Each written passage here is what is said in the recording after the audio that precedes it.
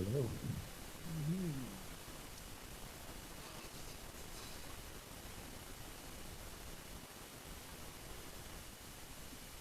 Hello there. Hello.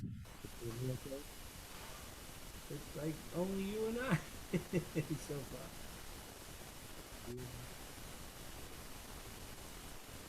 Ah, where they go, man? Where they go? Getting a lot of noise on the line. I'm not sure if everyone else is hearing I guess I gotta. Where is my mic? There. Right here. No.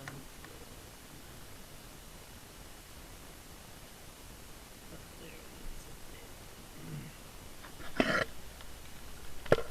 is. Okay. There's my mic. So I need to bring up the sound.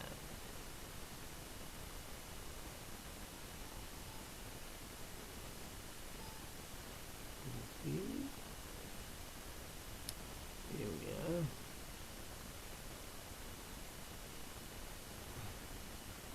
5 minutes to go.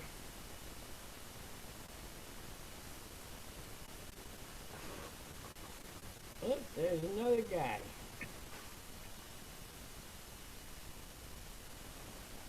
Hello there.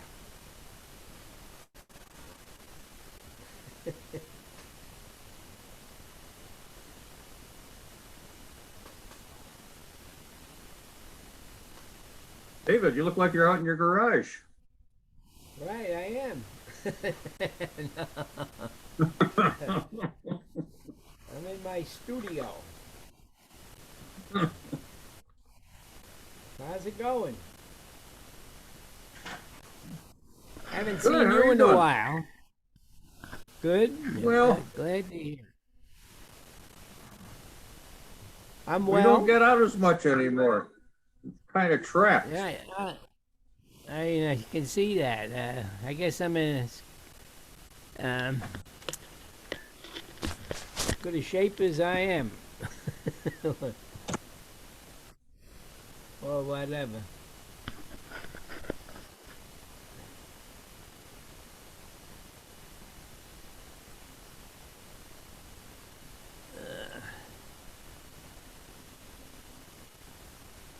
Now, how goes the world in your neighborhood? Well, we've had terrific weather. We get out there a lot of Uh-huh. walking, but who knows what everyone Oh, else is that's doing. nice. I can't believe how the weather changed so good for the just like spring out there. It's like the summertime.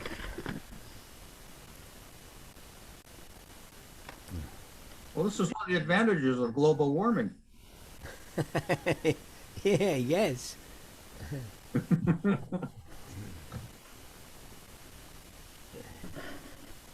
Uh,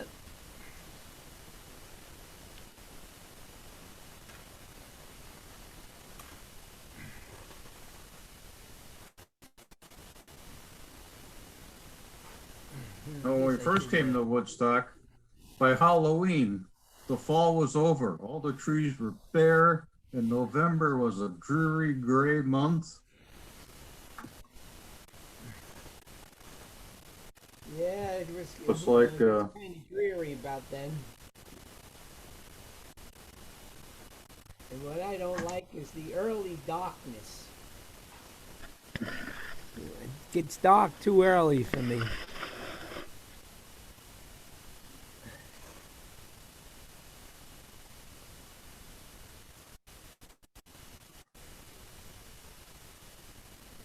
Laura, Oh, hi all. I hear some fuzz. you hear fuzz? I don't know. I've got my phone near the computer. I'm gonna throw my phone in the other room here.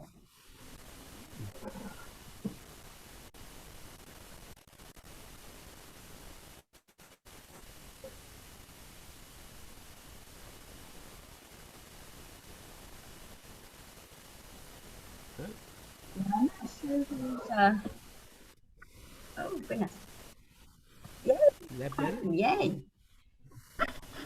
I don't know if I was the reason for the fuzz or not, but sometimes, you know, if you have a device that also does internet next to your computer, sometimes it, like a cell phone, sometimes it causes a problem. But I got rid of my phone, so I don't think it's me anymore. Okay. You So- still hear it? I hear it. Nobody else hears it. No, I don't hear it. Well, I'm going to go back and come back in, just in case it's me. So I think I can do that, right? Yes, you can. I have it so you can be readmitted. Yeah. Okay.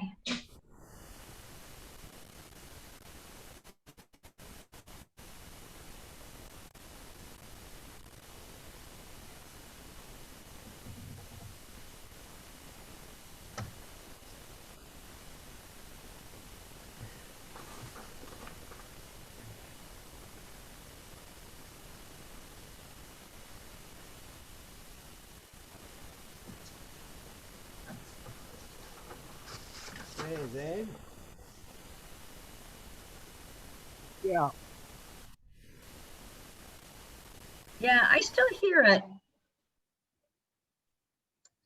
Oh, no, I didn't hear it. So anyway, all right. Well, we seem to have a lot of people, which is wonderful. Well, I see Connor's name without Connor, but anyway, we He definitely was here just a moment ago. All right. Well, we definitely have David. We definitely have Ed. We definitely have Jeff. Well, we definitely have Laura, of course. We'll have Connor when he returns, and we have Ken Panza as a guest. So I don't know where I'm hearing the fuzz. I guess nobody else is hearing it, but I won't worry about it then. So what I will do, yeah, and welcome everybody. There we go. So I will share my screen and we'll go through agenda and stuff. So I'll call the meeting to order. First off, we have a quorum, so that's great. And I'm trying to, got my screen, share it. And I will, first of all, show the agenda. I did send these things out, but they always seem hot off the press when we have our meeting. So the agenda is open the meeting, adopt the agenda, approve the minutes from before, and discuss status. And this list hasn't changed an awful lot, the status, because we agreed back in August that we're just going to continue with this list of items, try to get far enough along that we've got them really drafted and together, and then focus on more items. So that's really what we said. So the agenda is similar each time we meet until we get further along with these items. And then we have future meeting plans as TBD, but these are the things that that we think we're poised to work on next, and then adjourning. Oh, and there's Connor. Connor's back, yay. So anyway, do I have a motion to approve the agenda? We're a quiet bunch. I'll make a motion to approve the agenda. Do I have anybody seconding the motion to approve the agenda? I'll second it. Oh, I think we heard Connor first. All in favor? Okay. Aye. Aye. If anybody's opposed, now's a good time to say so. Okay. So then the other thing that we want to approve is the minutes, and I will bring those up. Again, they're kind of hot off the press, but I did send them. So the minutes that we have. Now, I didn't hear from Michael if he was coming today. I appreciate Jeff being here because I know he's got a meeting, a family board meeting that he attends on Mondays. And so that's kind of right before this, and it's kind of boom, boom. But anyway, so the minutes, start time, adopt the agenda. Dave made the motion, Michael seconded, approve the minutes. Dave made the motion, Michael seconded. The topics we had, I had covered what Ed had put in his email, his quick summary, that he's working on the 45-page zoning law. David asked a question about priorities, so I reviewed them and I added them to what I sent to everybody. And then we had some conversation. So it's unfortunate Michael's not here. Jeff was here, but Michael had made a bunch of comments about the short-term rental law. Jeff agreed, but I agreed also. Instead of saying, hey, we all agree, I just mentioned Michael as I put that in there. But and the short-term rental law is rental law, I confirmed it is in fact a zoning law. Section 13 or the comprehensive plan item 13 of our things we're looking at does say periodically review the zoning law. So looking at the short-term rental law is would come under our umbrella. And I did confirm with Bill and also Richard, it is a zoning law. And at our last town board meeting, and as thanks to this coming up in this meeting, I brought it up in our town board meeting, and it was agreed that now is a good time to go review the STR law. And sure enough, we're having a work session on it tomorrow, which Jeff and Michael both said that they would be able to attend. So, anyway, I think that's pretty cool that our committee came up with, and it really is the right thing to review it. And we had said when we put it in place as a town board, we would review it periodically, but it came from this committee to say now is the time, and the town board is having a work session on that tomorrow. If you did want to go to that, I know Michael and Jeff already said that they could, and so I have forwarded them Ashley's Zoom information. And if anybody else in this committee wants to go, you're certainly welcome to come. It's at 2 o'clock tomorrow on Zoom. If anybody else wanted to attend, just let Ashley know, and she can send you the meeting notice. So anyway, and then future meeting plans. Again, today we're going to check on the status of the same items, and then in the future TBD, we don't know when the other stuff. And then we adjourned. And then if you do want to see where we are, I do still have an action document that I still have, but I'm a little behind on really putting all the detail that we talk about. I get the minutes done each time we meet, but I do have more detail in this action document. So I haven't really shared the action document because it's not, I haven't kept up with the detail, even though that hasn't stopped work from happening. But I did pull out of it this summary page of what we're working on, where the blue is what we're working now, the green we're going to start doing next, and the items in black was after that. So if people wanted to know what the items are we're working on, you're already well underway in your items, but this is the order that we had agreed on last. So that's all there. So in any event, does anybody want to approve the minutes? I guess not. So moved. So moved. Oh, Connor, thank you, Connor.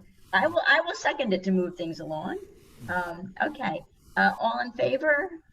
Aye. Aye. Does anybody oppose?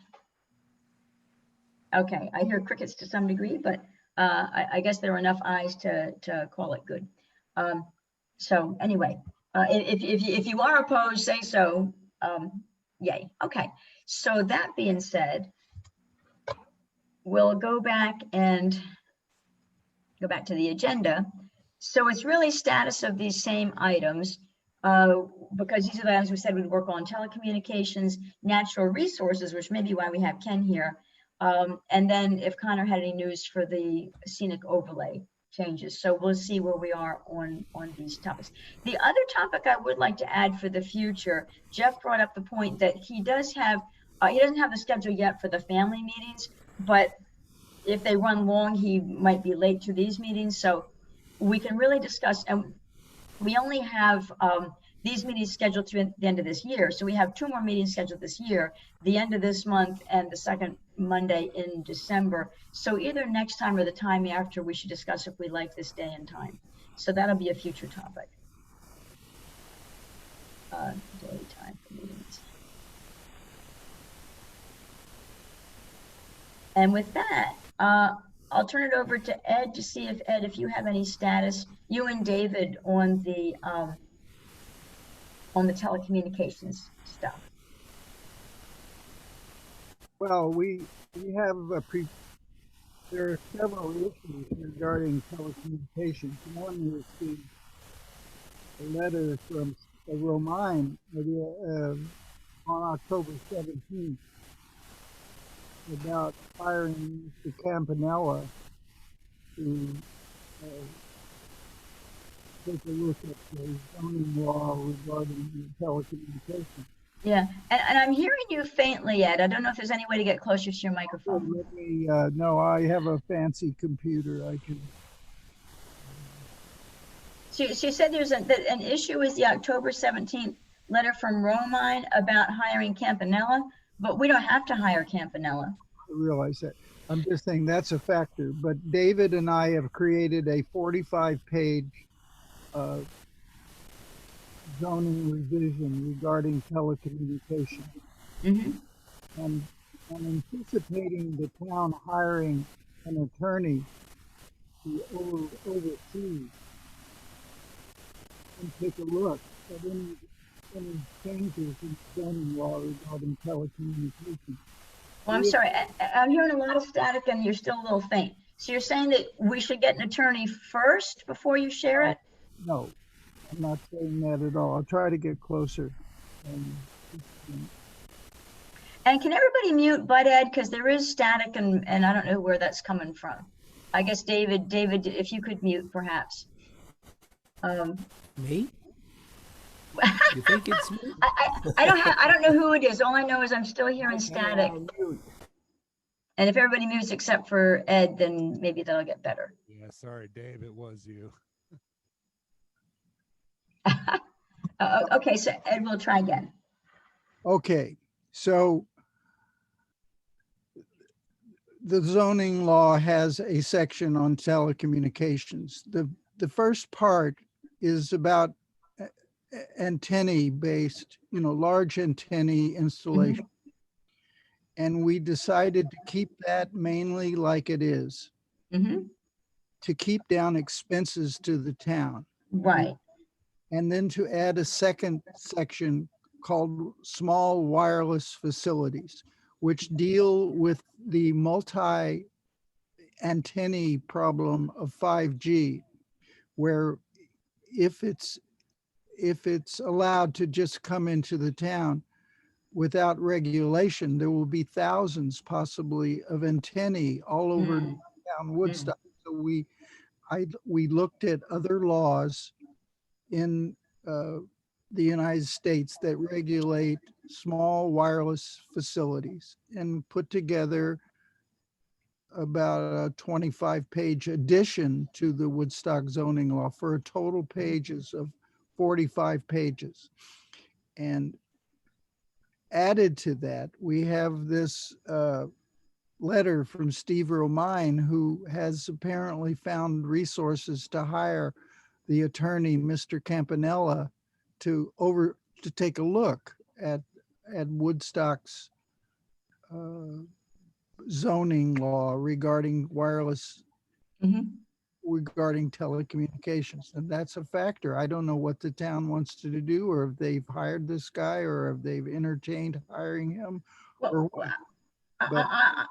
speaking for myself, I would not want to carry forward to the town board to hire Campanelli, even if it's going to get paid by somebody else. Ed, I respect you as the leader on this piece of work. And if you think Campanelli can help you, and if Steve Mine has somebody who can pay for Campanelli, I'll carry that forward to the board and see if they want to hire him. But I'm not going to try to step on your toes and hire somebody that you don't want. If you think Campanelli can help you and Romine finds a way to pay for him, I'll be the first one to ask the town board and get approval, but only if you think it's going to help you. If you don't think it's going to help you, I'm not going to throw somebody at you that's going to get in your way. Well, Campanelli is very adroit at communications. I studied his July Zoom meeting. He's very intelligent and very articulate. However, when Richard Hepner, I think it was, asked him for the names of the two towns in New York State that he represents on small wireless facility language, he suddenly lost his memory and didn't come up with the name of the two towns. So I think before the town hires any attorney, they should check him or her out. And I just thought that Campanelli, the town needs either Rod Futterfass or somebody regarding from the town needs to check into Mr. Campanella's act or his background to make sure that he's on the up and up. I mean, I trust him in a way, but can you really trust anybody in this multi-billion-dollar telecommunications world? So I think he should be checked out. And the two towns that he represents in New York State should be asked, the supervisors of those towns, as to how he's working out. Mhm. I mean, it's great that Romine has funders, sources, and is willing to pay for Mr. Campanelli, but before we hire him, the town, Bill McKenna or you, Laura, or somebody should check this guy out. Sure. Well, I know when I did talk to Bill McKenna, he seemed to think that the Association of Towns could be a resource for us. When I talked about what attorney will we try to engage, his thought was to get the Association of Towns engaged first. So I don't know how you feel about the Association of Towns getting involved. I don't care. I think a real reputable people ought to check him out, whether it's the town's attorney, whether it's Mr. McKenna, or whether it's you or somebody in authority should check him out. I can't check him out, but somebody should check out his, to make sure. I mean, he's probably totally great, but it's until we check him out, really check him out. I don't think the town should hire him, you know.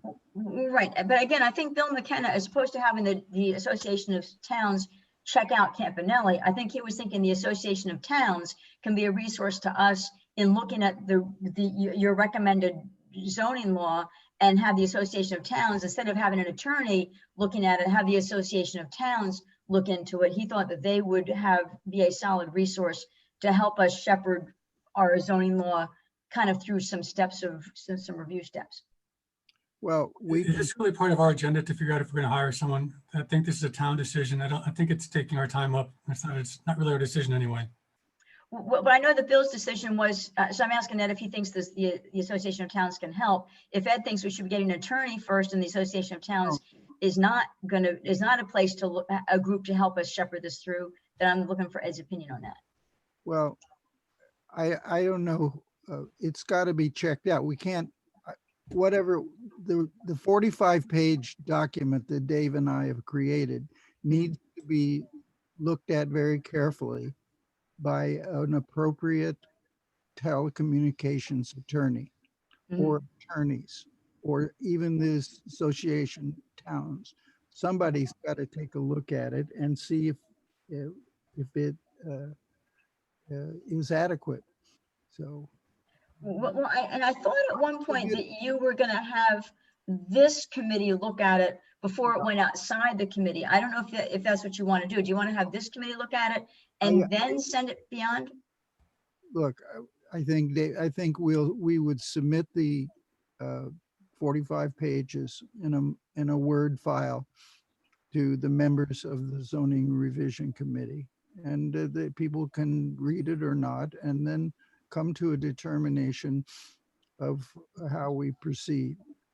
Okay, I'd like to do that if that's okay. If Ed, if you can send the 45-page document to all members of this committee, and I'll make that a topic of the next meeting, is a review of your document and for people to give feedback to your document.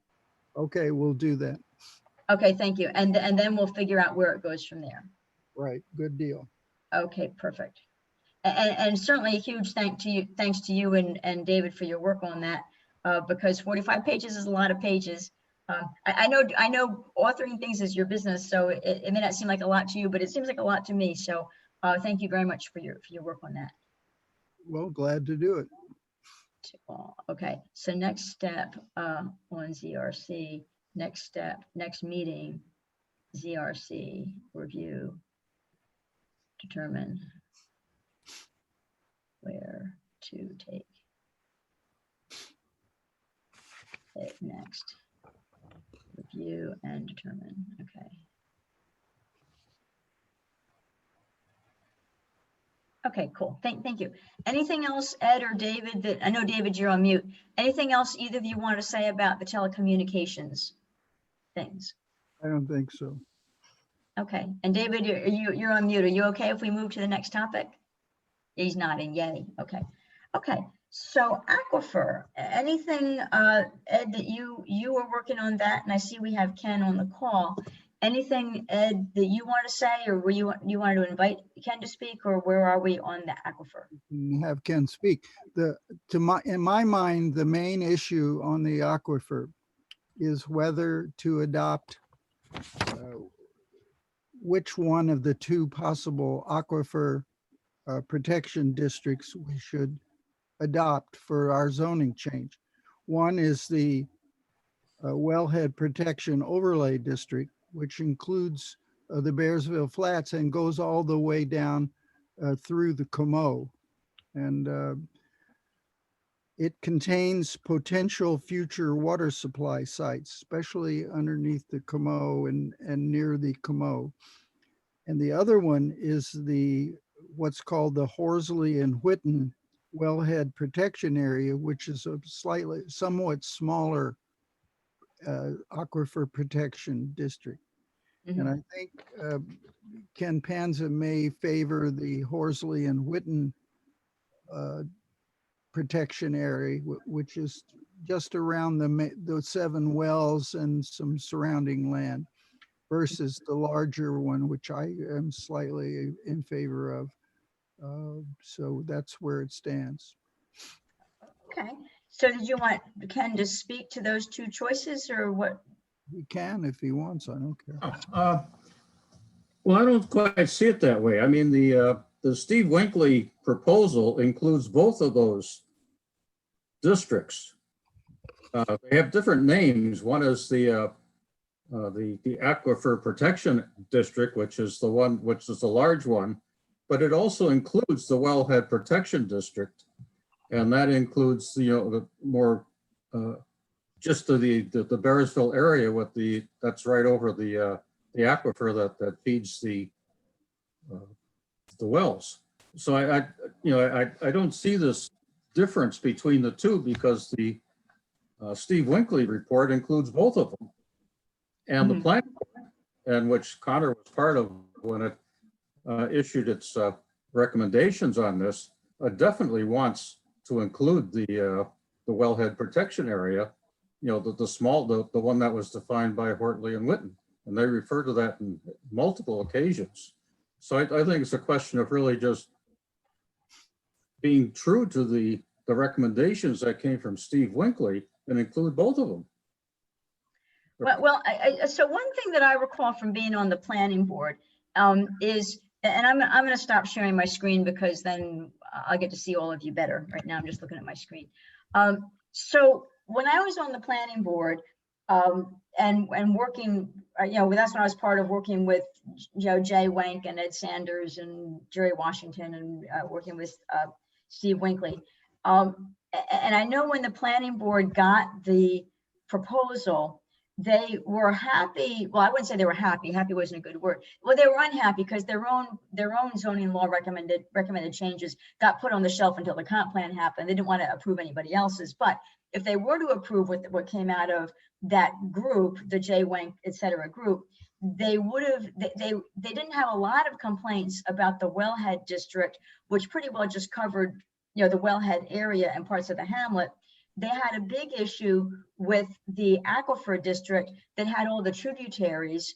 And then they said, we've already got a wetlands and watercourse part of the zoning law. So why do we need to cover all this aquifer, the stuff outside the wellhead? They didn't have a lot of complaint about the wellhead.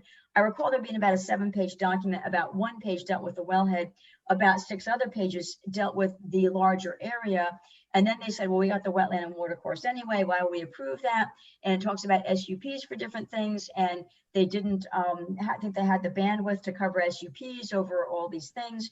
So the planning board had a big complaint about the entire document, but their complaints were really on the parts of the document that did not deal with the wellhead. And that's my recollection from where that all left off. But then the planning board didn't want to approve anything before the comp plan got done because their own recommended changes were put on the shelf until the comp plan got done, and they didn't really want to approve anything for that reason. But they liked the 1 page, but they didn't like the additional 6 pages. That's my recollection of all of that. You don't really have to depend on the recollections because the planning board documented quite thoroughly their recommendations in the letter to the town board. I think that's May 9th, 2017. And, you know, they made quite clear what they wanted and what they objected to. And that's, Right. you know, that was really where we started off, was on the planning board's documented concerns. And, you know, with the expectation that we would try to accommodate those. And that's where we got with the study on the sewer system proposal. And that's where we got with the, you know, redoing the maps for the natural resources inventory. And now we're at the point of putting together, you know, updating the draft zoning law to include those concerns. Okay. So I don't really see a real disagreement here. Is that, you know,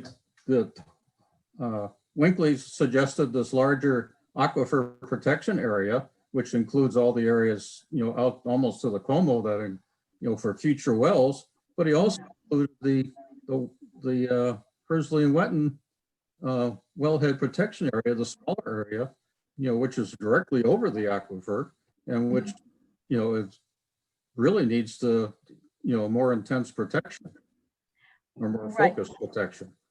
So, you know, I think, you know, the zoning law can accommodate both of those, and it could accommodate, you know, and with that accommodation, you could also address most of the concerns that the planning board documented. Okay.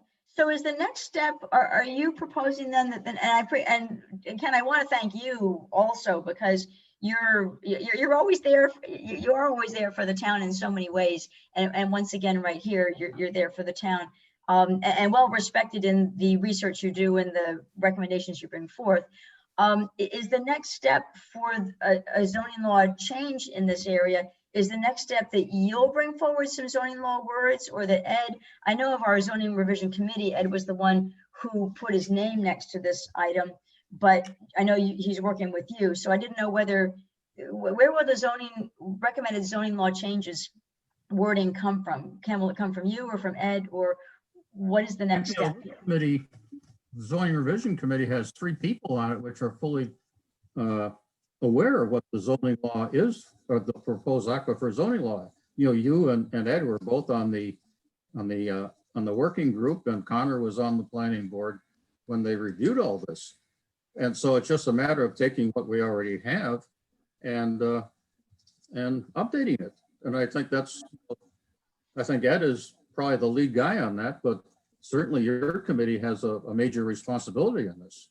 Well, no, absolutely. That's why I'm making sure I understand what the next steps are. So what I thought I heard you say was that of the original report that the planning board received, that, as you said, the planning board came back with a letter of concerns. And then, Ken, I heard you just say a minute ago that you, with others, have been working to resolve those concerns. So does that mean you have an updated document? It may not be in zoning law ease in terms of verbiage, but do you have an updated document that you think resolves the planning board's concerns? Well, the planning board had concerns beyond just the zoning law. I mean, the planning board recommended a sewer system, and we sent out a document on that. The planning board talked about the various aquifer areas, and we sent out, an updated maps of those. And the planning board talked about you really need, education programs to do with this, like signs that tell people you're in an aquifer and control the fertilizer and stuff like that. So there's an education component that they recommended. And I don't see any of those being part of your responsibility. Well, but the part that is our responsibility, the part that is our responsibility, and I should have made notes as you just said those 3 things. I didn't make the notes here, but so the part that is our responsibility. So what we have is a document that was sent to the planning board. What we have is a response from the planning board. And again, you had said a couple minutes ago that you had worked to resolve planning board issues. So do you have an updated document that we can use to change our zoning revision, our zoning language, that is consolidating what was originally there and consolidating in the planning board concerns? Is there a new document, or are we looking at all these pieces, the original document to the planning board, a letter of their concerns, and these different pieces that you mentioned? Well, when I said we address the concerns of the planning board, I'm specifically talking about the sewer system proposal, which are, was the major focus of their letter, and talking about the updated maps, which was a concern. They want to include the Horsley and Witten protection area in the zoning law. And that quite clearly in their response. And I don't see any conflict with that, with including also, I mean, that was part of the Horsley, the Winkley recommendation. I wonder if I could just interject here for a moment. I thought we already, the overlay protection law that they did for the aquifer that we ran into town and down into Bearsville. Why did they do away with that? Well, you have to, the planning board didn't accept it. Well, it was, I mean, they had already did all the zoning on it and everything else.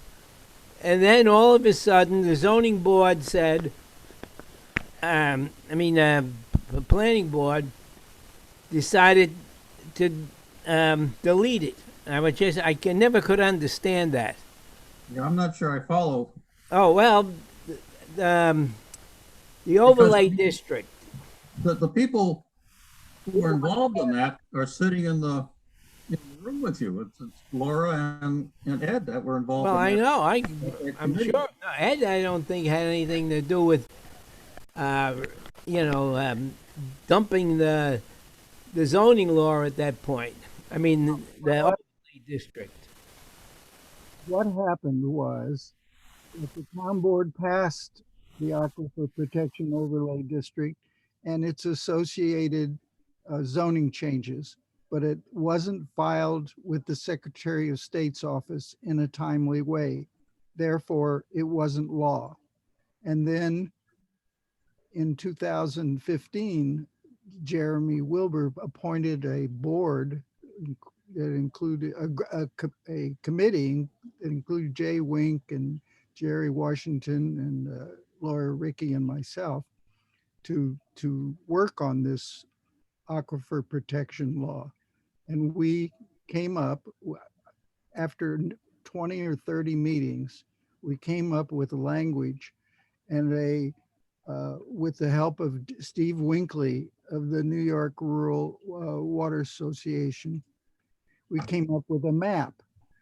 And the map, it's Ken's right. The map, I have it right in front of me. The map does include totally the Horsley Witten wellhead protection area, but it also, as Dave pointed out, it includes aquifer areas down that include the Comoe, because there's potential water sources underneath the lands around the Comoe for future water use in the town of Woodstock.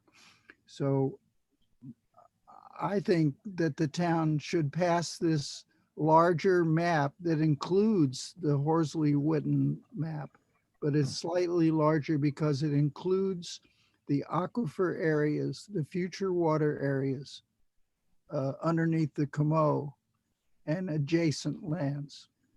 I have the map. I can share it with, if you let me share the screen. It's fine with me. I think Ashley's our hostess. So as long as Ashley lets you share it, you should be able to share it. Anybody can share a screen. All I go is figure out how to do it. Well, There's share a at the button on the bottom bar. It's a Yeah. box with an arrow in it. If you just click that. If you hover your mouse on the bottom, you see a bunch of controls Yep. pop up. No, it's chat. Is that it? Well, there's a green share screen. It's right in the middle on the lower bar. So in my lower bar, I have mute, stop video, participants, chat, share screen, screen, record, and reactions. That's So right. you may have 3 dots. If your screen is smaller and not everything fits, you might have 3 dots. If you click that, you might see share screen. Ah, well, Are your controls on the bottom or are your controls someplace else? I got controls everywhere. Yeah. Well, the Zoom controls. That should do it. Now, where's the screen I'm trying to share? Oh, I got it. I gotta open that up. I'm not very Zoom capable, I guess.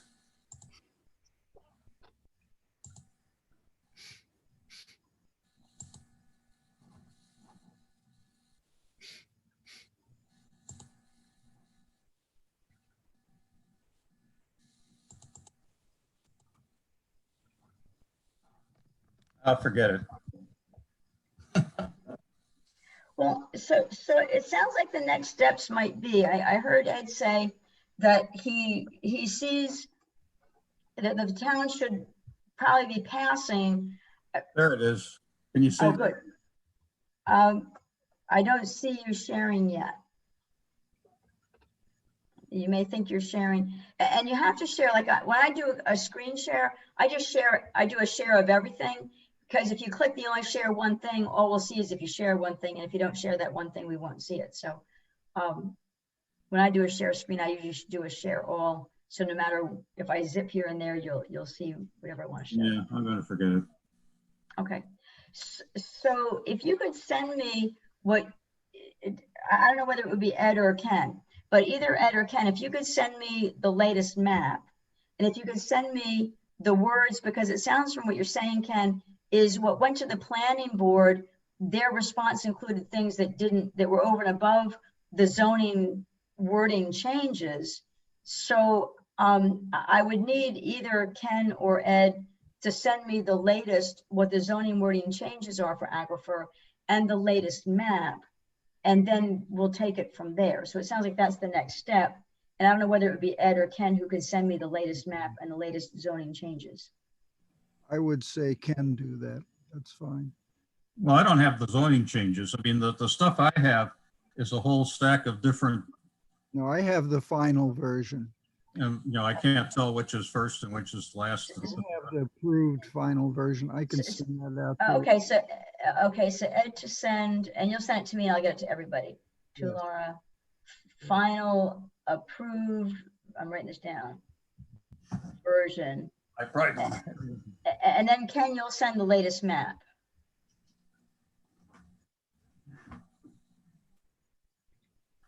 And then we'll take it from there.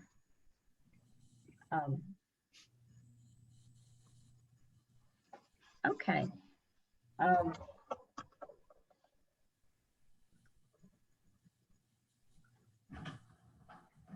Is there, and I know that Ken walked away.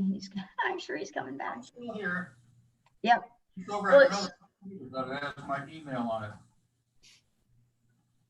I'm sorry, what was that, Ken? I'm on another computer with my email. I'm gonna send you the map. Okay, and if you would send it to my lricky@woodstockny.org ID. I have a whole ton of IDs. So lricky@woodstockny.org is the best one to send it to. So, okay, so I think when you'll send that and Ed will send the latest zoning changes, and we'll have that to consider at our next meeting. Well, we have a lot of reading to do, everybody, between now and our next meeting. And I will, while I'm thinking about it, our next meeting would be the 23rd, and I just want to pull up my calendar here. So the 23rd is Thanksgiving week. Is there anybody that can't make the 23rd because it's in Thanksgiving week? A lot of us with coronavirus aren't going anywhere anyway. But I'm assuming that people can still make the meeting on the 23rd, which is Thanksgiving week, but it's not right before Thanksgiving. It's 3 days before. Oh, Connor, I saw you say something, but you're on mute. I should be good. Okay, thank you. Thank you. And is anybody not good for the 23rd? Okay. So, Ed, anything else that you want to say about the natural resources and water? No, that's enough. Ken did a great job in getting state help on determining whether Woodstock needs to extend its sewer lines out through Bearsville. And I think we do not, correct? As I recall, that was their end result. Clear that it's not necessary. Right. And we owe Ken a big nod of approval for taking care of that. It was a lot of work getting the state health department to analyze it and come to that determination. Mm-hmm. I was making my notes here.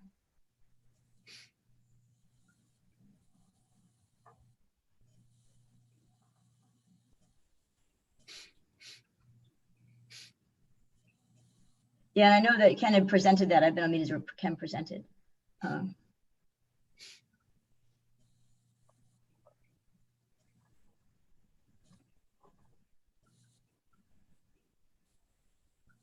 Yeah, cool. And thank you. And yes, and clearly thank you, Ken, for that. Okay, so the other agenda topic we had, if Connor has any update on it, is anything we're going with the scenic overlay. I know you were going to try to get with David Lax, and I didn't know if you had any news about your thoughts for zoning changes for scenic overlay. And you're on mute still. Oh, I'm not hearing you. Can't hear me yet. Oh, yay. I can hear you, a little muffled, but try again. I'll tell you if it's loud enough. Test.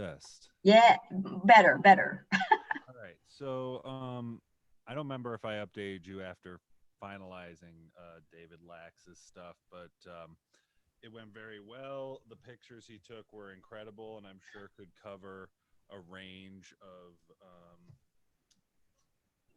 applicants, not just the big ones. Bear with me one moment. I wanted to see if I have.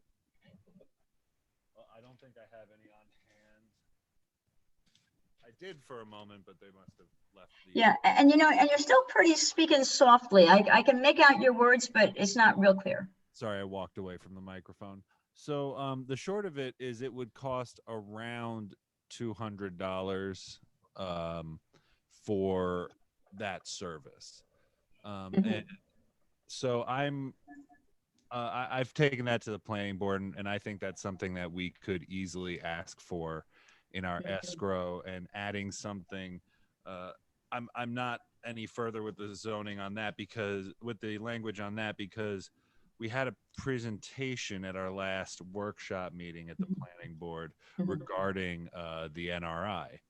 We've now seen the National Resource Index, and it's really impressive. It's really incredible, and it goes a long way for us to be able to quickly and easily understand the information regarding certain areas that need to be considered. And that's something I do want to take into consideration when I address this. But I've spoken to you personally and a couple other people about what I guess I'd like to take my time to discuss tonight, which is 260-100 penalties for offenses.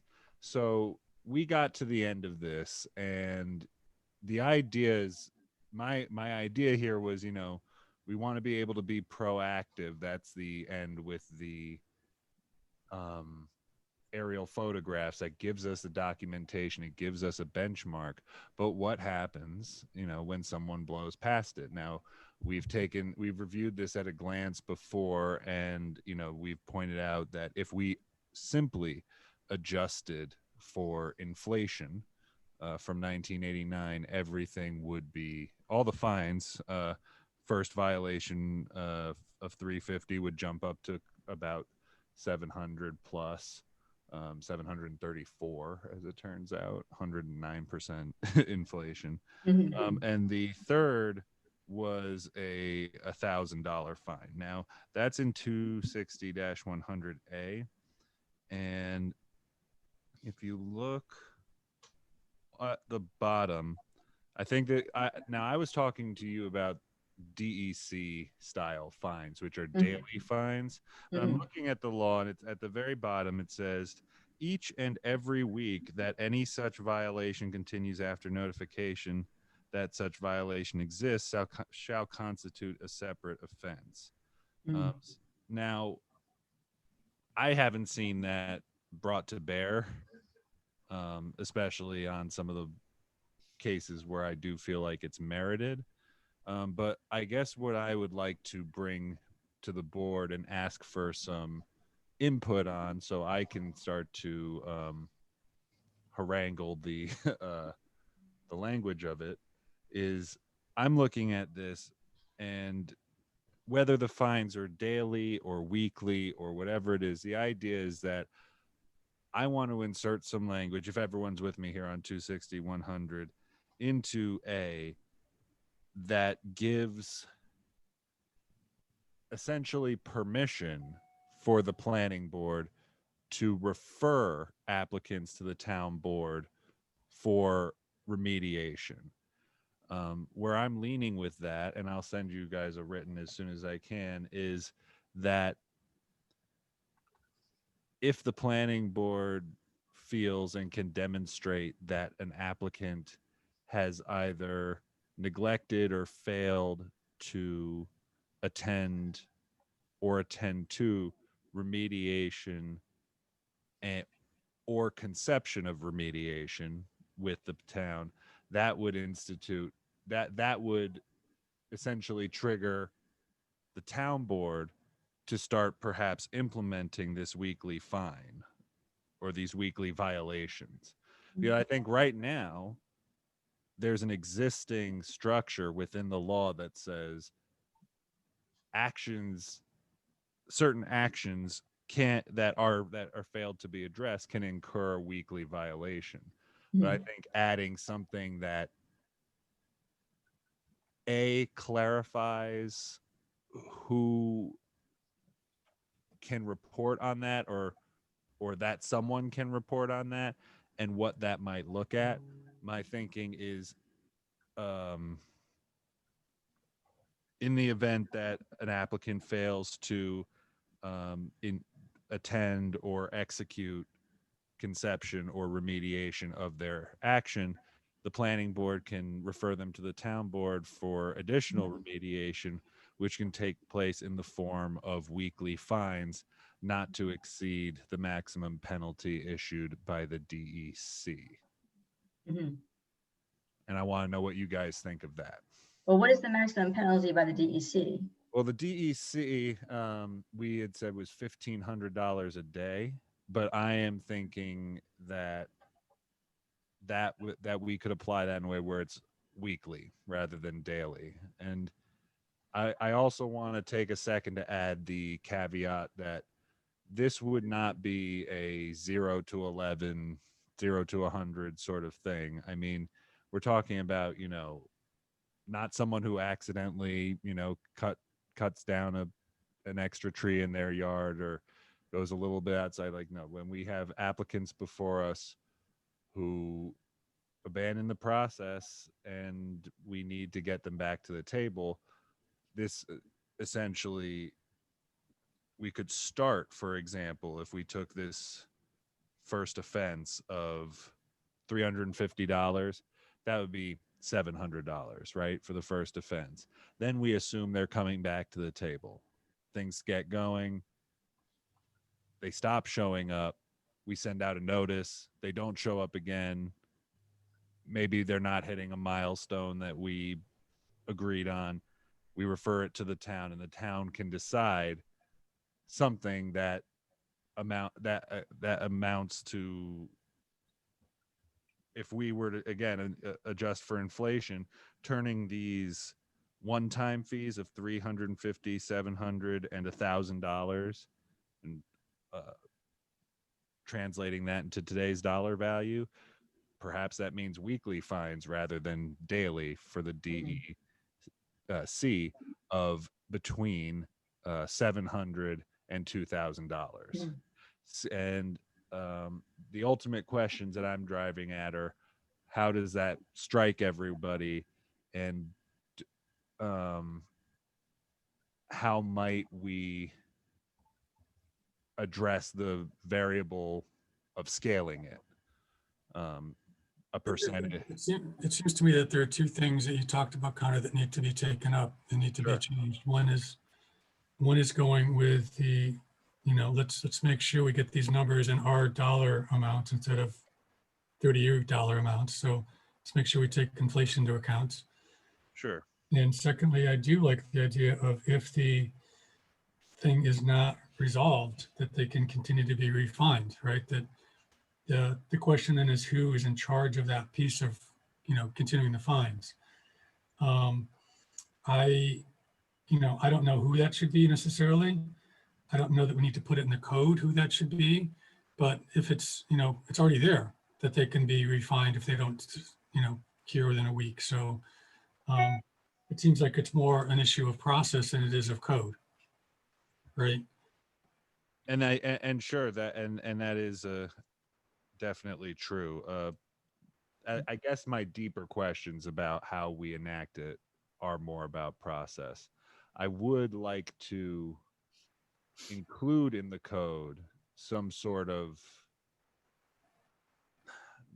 permission structure for it to be reported either to both the ZEO or the town board from various boards. I mean, I'm not sure if it's the kind of thing that would come across your desk often, but the idea that we formalize that in a way that says like we at the planning board or they at the WEC can refer applicants. I just think you don't need a code for that. I think you just do it. Okay. I think it's a process, and I think it's a planning board process that, hey, we found out, we checked with these guys, we gave them something to cure, they didn't cure it, it's been a month. I'm going to notify the CEO. There's nothing that says you can't do that now. So it's to me, it's a process, not a code. That's just my thinking on it. And I definitely can see it that way too. Yeah. Here, if I were to just whittle a lot of that away and say, if we look at 260-100-A, the last sentence, each and every week that any such violation continues after notification that such violation exists shall constitute a separate offense. And then I'm turning that period into a comma and subject to Additional fines?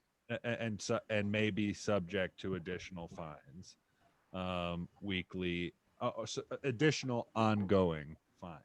Mhm. Yeah, and I think that we would have to put some clarification of what we mean by that, because if it's too vague, anyway, so we probably would need to say what that means. And who makes this determination of additional fine? A vote by the town board or? Well, and that's my question of process, based on what I got from David Lax with the aerial photos. I mean, they really paint a really clear picture of the state of things on a property. So the idea that the planning board could, in its process, request these images, use them to lay out very, very clear boundaries using the actual images of the current state. My thinking is it should be a balance of the cost of the proposed cost of the job versus the level of the infraction. If somebody, but the idea being we're going with the aerial photographs to try to mitigate that before it even happens. But when it does happen, that it's determined by metrics and not by just somebody saying, oh, well, an arbitrary number.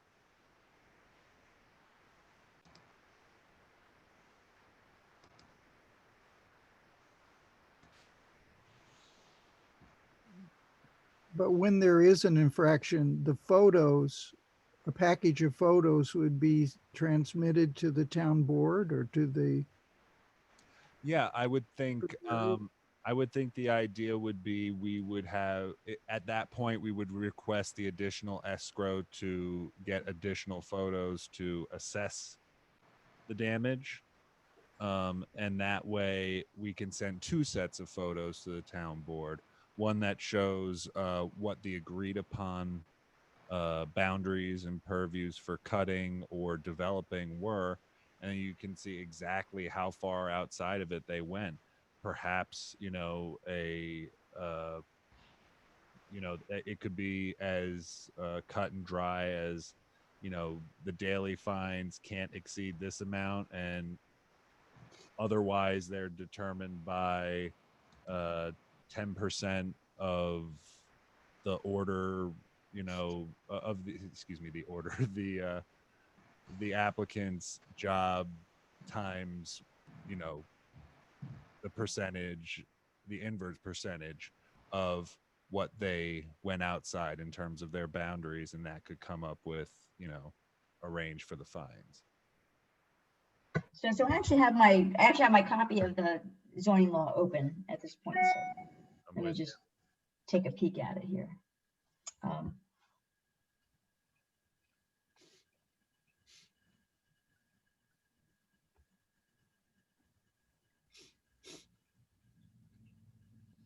Ongoing. I'm going to say may be subject to additional fines ongoing pending remediation or, I would say the best way for it to remediation or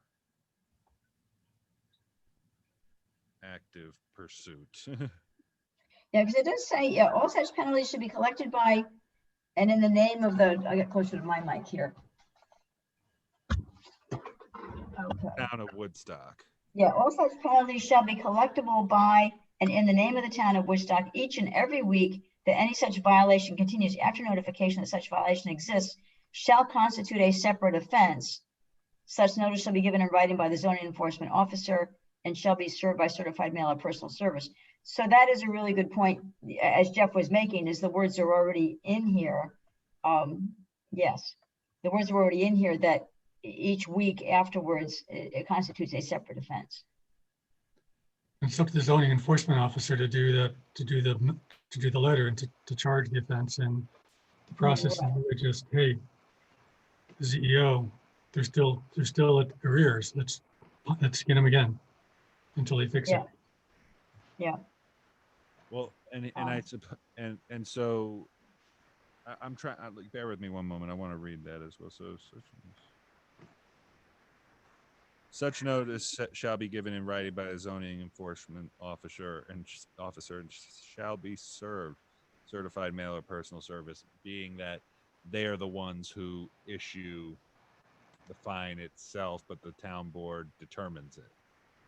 Well, yeah, okay. So it does talk about, I'll kind of take, it's a big paragraph, so sorry about this, but anyway, violation of any provision or requirement of this chapter, violation of any statement, plan, application, permit, or certified approved under the provisions of this chapter shall, in accordance with 268 of the town law, hereby declared to be an offense punishable by a fine not exceeding $350 or imprisonment for a period not to exceed 6 months, or both, for conviction of the first offense, for conviction of a second offense, both of which were committed within a period of 60 months, punishable by a fine of not less than $350 or more than $700, or imprisonment.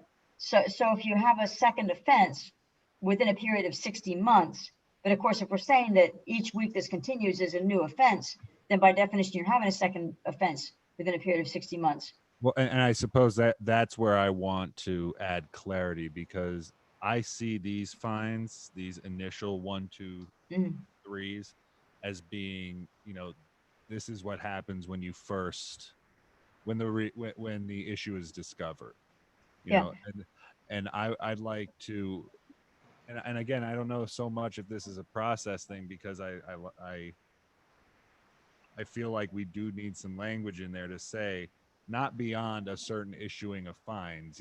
If somebody is issued if someone just continues, 3 strikes, then yeah, maybe we're looking at daily fines. But something that clarifies that you don't have to get all 3 strikes to just stop showing up for the process. You don't have to continue, actively violating if you are passively not fulfilling, a remediation schedule that we either agreed upon or never got the chance to because they didn't come back. So that's a good point. Bear with me 1 second. I'll write this down.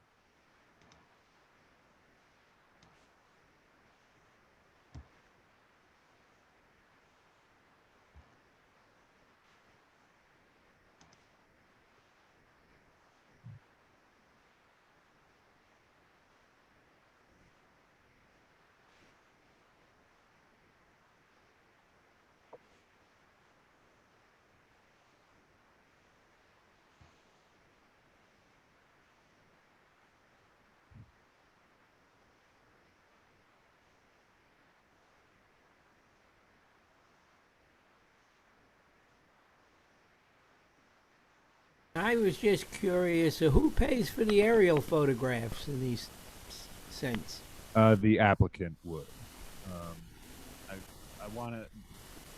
I want this to be the kind of thing that that is common practice for the scenic overlay, but I'd like it to also be on the table for other other types of site visits as well. I can't tell you, if we had, working off of Hudsonia maps and other, even, parcel viewer and stuff. It's just the quality of these photos and uh, the fact that it's the current state is just so valuable to us.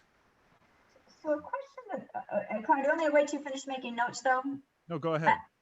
So the question that I would have that I think might be helpful to the understanding the overall picture is if you were to go to Ellen, who is the zoning enforcement officer, if you were to go to Ellen and say, hey, Ellen, if you had these aerial photographs and given it the wording and show her what the wording in 100, 260-100A, the wording right now does say that each and every week that any violation continues after notification shall constitute a separate offense. It may be a healthy thing to have a conversation with Ellen to say, hey, is this what you're doing today? Is there any reason why you can't do this today? If we got you aerial photographs to use as proof of the before and after, would this make it more likely that you could do what the law says? Because it's a really good question. Here the law does say each week this continues as a separate offense. And thank you, Jeff, for pointing that out. By gosh, there it is, right there in black and white. But, I'd be interested to know from Ellen, what is the obstacle to enforcing that? And your idea of having the aerial photographs is an excellent idea. I think that now it should be enforceable, but I'd be interested to hear whether Ellen agrees that would give her the right evidence to enforce. Sure. I'd be happy to follow up with her. I've actually, been trying to reach out to her for a few days now. She could be hard to nail down, but right. But I will continue to try. Yeah. Okay. And if you needed me to help in any way, I certainly would.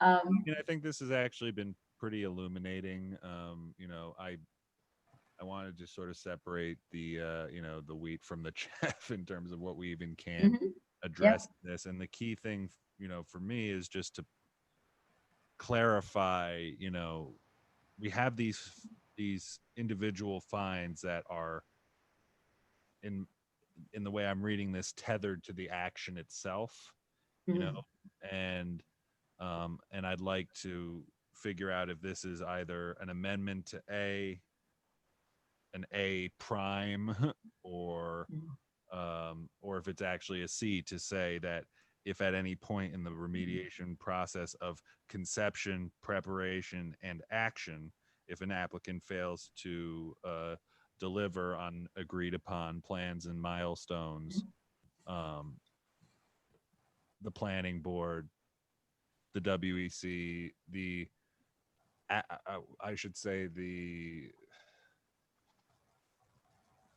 what's the best way of putting it? The active board, the lead agency, perhaps. The lead agency can report or refer the applicant to the CEO, the town board, whatever it may be,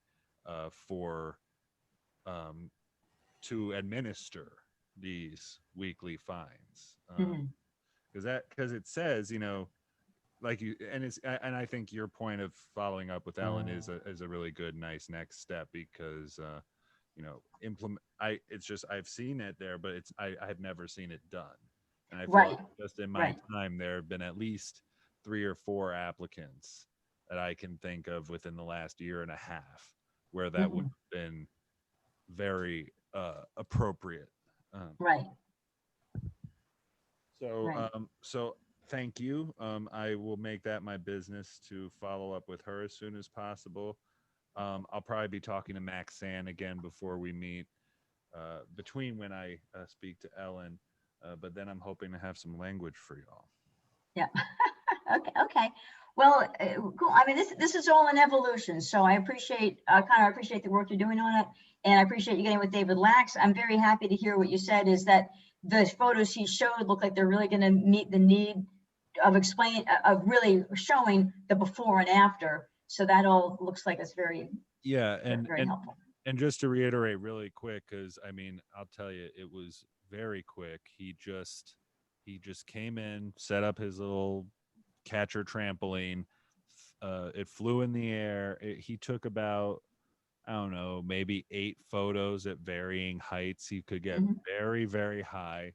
Though I think uh, one of the things we'll need from him is to probably obscure neighboring properties. Oh, right, right, right. But I have photos that he got that don't include my neighbors, so I can use those for egress and parking plans and stuff. Yeah. But one thing he also did was he flew up and he took a video just spinning the drone in 360 degrees Hmm. at the roof line.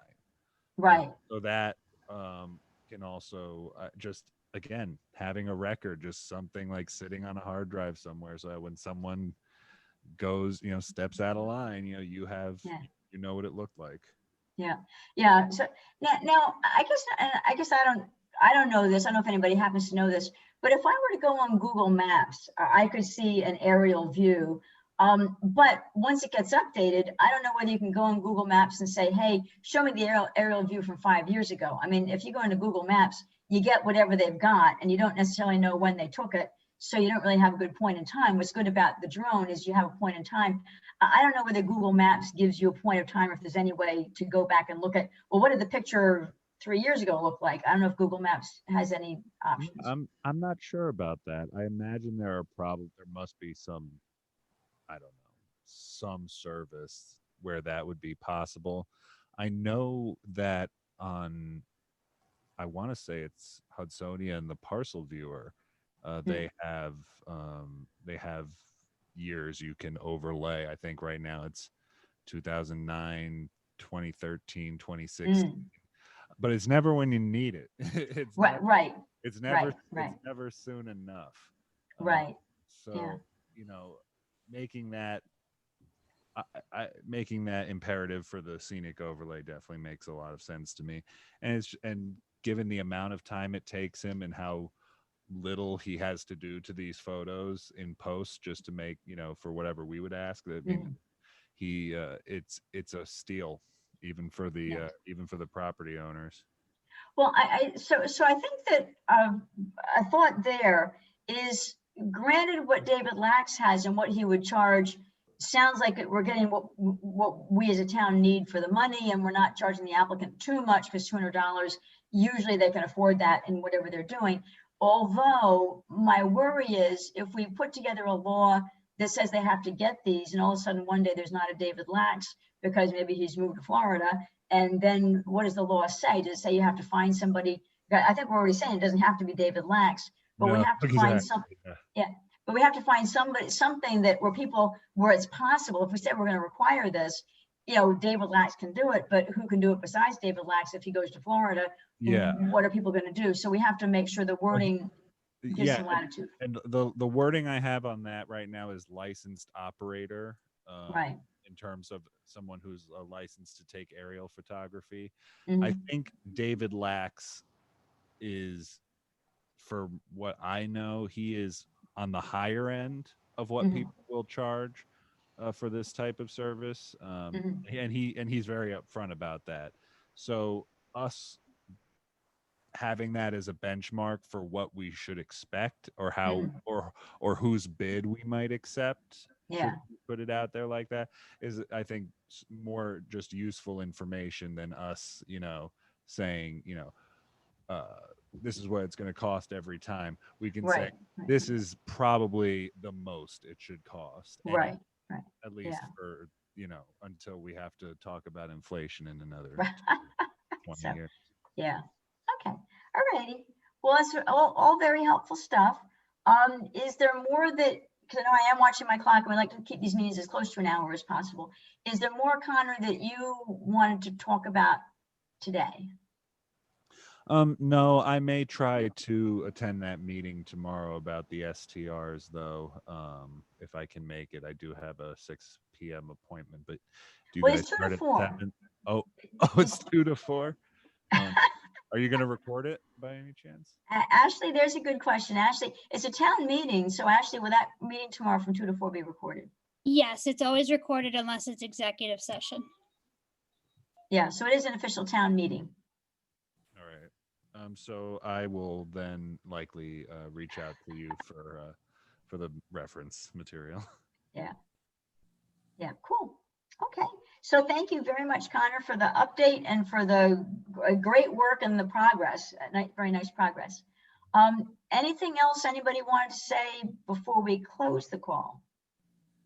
I just want to say I sent you all, except for Jeff, who I don't have his email address, a copy of the map from the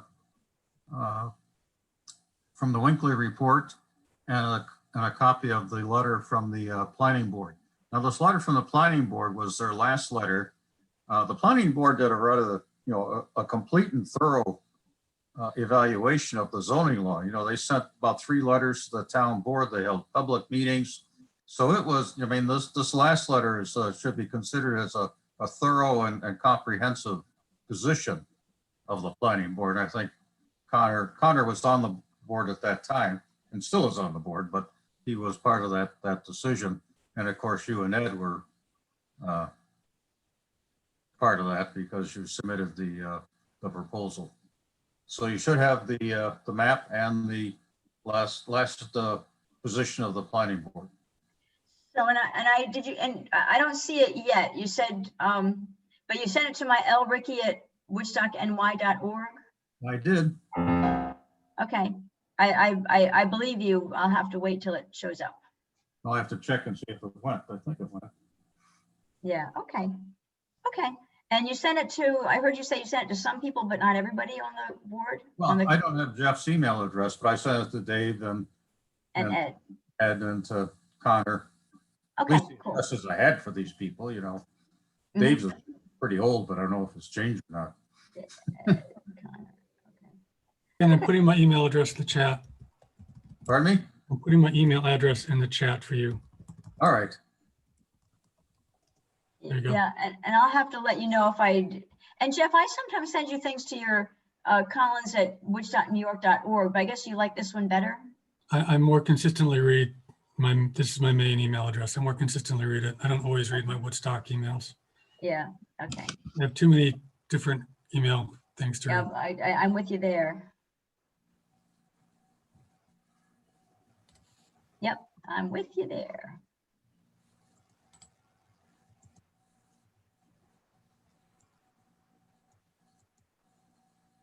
Okay. Alrighty. And then Ken, if you could double check that I got it, but because again, I'm not seeing it, but that doesn't mean you didn't send it.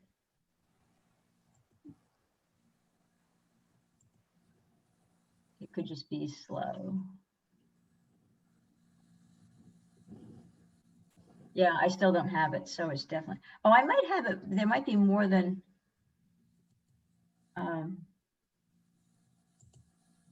That's odd.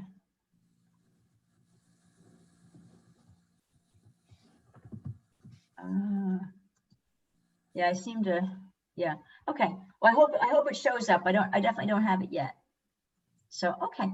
Anything else anybody wanted to cover on this call?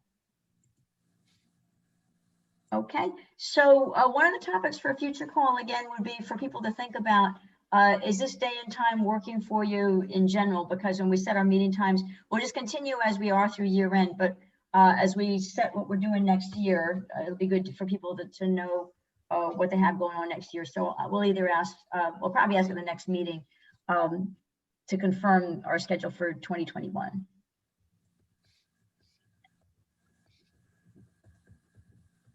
So let me just make a note of that.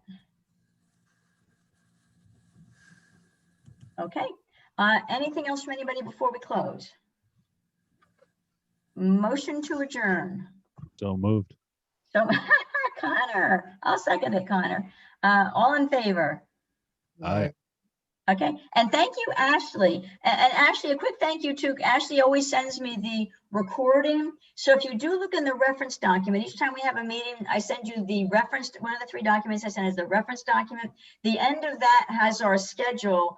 And for meetings that are past, I put a link to the recording. So I want to thank Ashley for being so great at making sure I always have that, because I do have that in the reference document in case anybody wants to look. So I thank you to Ashley. And thank you to Ashley for hosting us for this call. So we've adjourned. Thank you, everybody. And we will talk in 2 weeks. And Ed's going to send us a lot of documents that we're going to have plenty of reading to do. You have a good one, guys. Thank you all. Yeah. Bye. Yeah.